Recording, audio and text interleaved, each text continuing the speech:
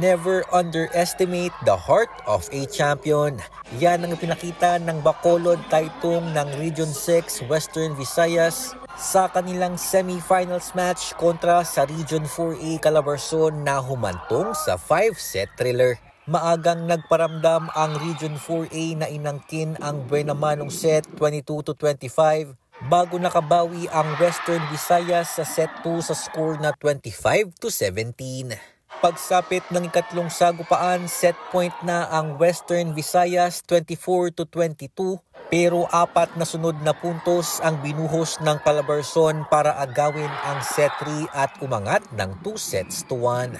Sa 4th set, bumagsak ang ace player ng Taytong na si Rose Almendralejo pero agad din naman siyang nakabalik para buhatin ang kanyang kupunan sa crucial 25-22 set 4 win at puwersahin ang deciding set 5.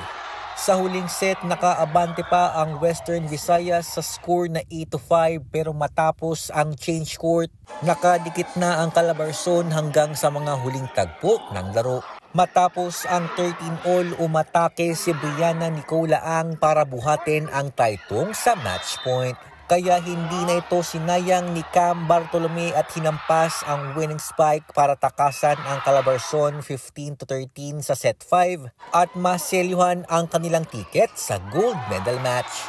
Nanguna para sa Western Visayas si Almendralejo na gumawa ng 28 points na mula sa 24 attacks, 3 service aces at 1 block. Ibinahagi rin ni Almendralejo kung sino ang dahilan kung bakit nagkaroon pa siya ng lakas na bumalik sa laban sa kabila man ng iniinda niyang muscle cramps. Si mama po, sabi niya sa akin, magbibitaw, puso lang. Bilang team captain naman, inilahad ni Ang kung paano niya minotivate ang kanyang mga teammates lalo na sa mga pagkakataong hindi maganda ang kanilang nilalaro. The first thing I really said to them is to never let go because we worked hard for this, all the tears, the sweat, everything, the prayers and the long nights na nag-training lang kami, dapat worth ito. So dapat kukunin natin ito.